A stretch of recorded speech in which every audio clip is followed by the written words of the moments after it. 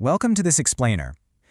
Back in early 2026, the crisis in the Strait of Hormuz didn't just disrupt global supply chains, it fundamentally broke them. Today, we're diving into exactly how major carriers stopped just crossing their fingers and praying for calm seas, and instead engineered a massive, highly calculated operational bypass. Think about it. What actually happens when the main artery for 20% of global trade suddenly turns into a war zone? With asymmetric security risks totally escalating, everything from naval skirmishes to electronic interference, major global carriers realized they had to act. The old traditional direct transit model straight through the Persian Gulf, it just became completely untenable. So here's our roadmap for today. 1. The geopolitical breaking point. 2. The economics of decoupling. 3. Anatomy of the land bridge. 4. Managing new execution risks. And finally, 5. The anti-fragile trade playbook. All right, let's jump straight into Section 1, the geopolitical breaking point, moving beyond direct transits. What we're witnessing right now is a massive paradigm shift. In the old days, logistics were entirely optimized for speed to market. But relying on a route that's fast but incredibly fragile, that's just not viable anymore.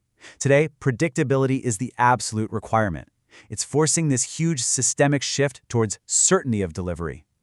Moving right along to Section 2, the economics of decoupling, the strategic why. You see, bypassing the strait isn't purely about physical safety.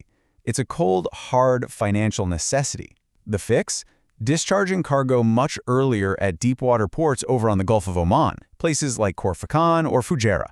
By doing this, operators instantly dodge those catastrophic war risk insurance spikes. They effectively decouple their cargo from the danger zone, locking in predictability while tapping right into the UAE's integrated multimodal logistics corridors. And just think about the sheer value of the assets at stake here. We're talking about ultra-large container mother vessels worth well over $200 million. There's just no way ship owners are going to expose massive investments like that to contested waters. The risk of getting stuck with bottleneck anxiety inside the Persian Gulf is way too high to justify for these Tier 1 assets. It all boils down to the new logistics math. A longer, 12-day multimodal route is infinitely more valuable to a supply chain manager handling just-in-time inventory than a supposed 5-day direct transit that suddenly risks a 15-day naval blockade or even vessel seizure. In this landscape, predictability literally is the true currency. Let's unpack Section 3, Anatomy of the Land Bridge, the Corfacon Pivot. So how does this actually work on the ground? The physical flow moves goods seamlessly in 4 distinct steps. First, vessels safely discharge at ports facing the Indian Ocean. Second, that cargo immediately moves inland via sealed bonded trucking. Third, it hits hubs like Sharjah Sharjah dry port for storage and transloading. And fourth, it fans out via feeder vessels or cross-border transport straight up to destinations like Saudi Arabia and Kuwait. Now, the real secret sauce that makes this flow efficient is the bonded transit mechanism. By utilizing GPS-enabled e-seals, this framework allows goods to move inland without needing traditional bank guarantees. It actually defers VAT and import duties right up until the final destination.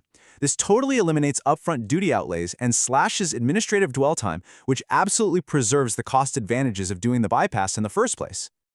All right, Section 4, Managing New Execution Risks, the reality check. Because, look, moving away from the water introduces a whole new set of hurdles. You've got to actively monitor against sudden surge pricing on that trucking leg. You have to meticulously verify your customs classification, your HS codes, so you don't get slapped with massive 48-hour border inspections. And crucially, you need to make sure your marine insurance actually covers the inland transport so you don't fall into a disastrous multimodal coverage gap.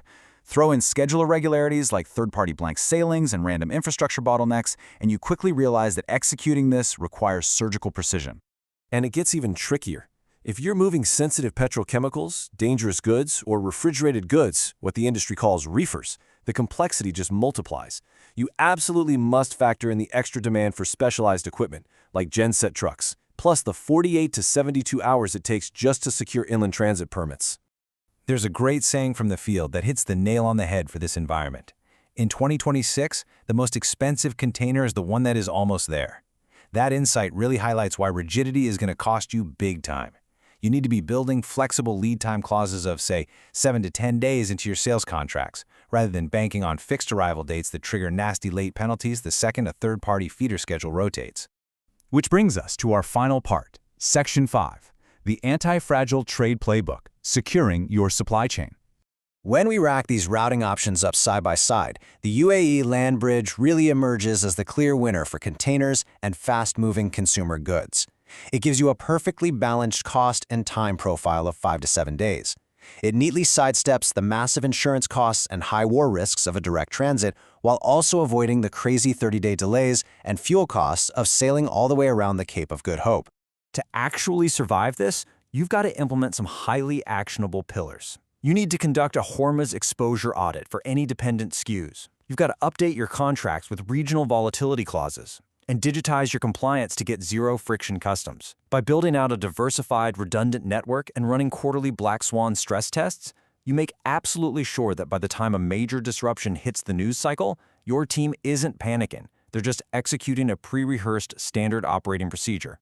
Ultimately, we have to accept that volatility is the new baseline.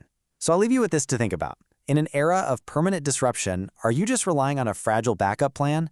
Or are you out there actively engineering an anti-fragile system?